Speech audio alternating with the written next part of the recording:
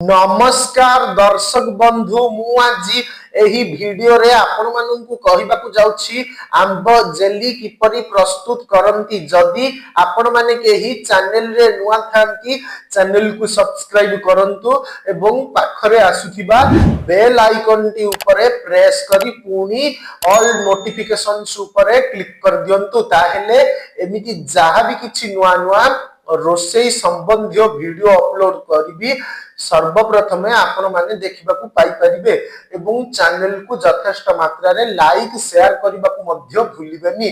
ताहेले चलंतु देखिनबा आंब jelly किपरि प्रस्तुत करंती एवं एथि पई कोन कोन सामग्री प्रथमे नेबाकू हुए।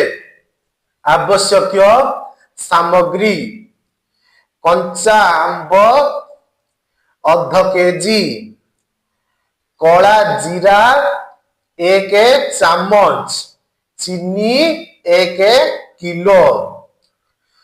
प्रस्तुति प्रणाली आंब को कोरी सेथिरे कला जीरा और चीनी गोलाई खोला पात्र रे खरा रे सुखांतो मझिरे मझिरे घांटंतु।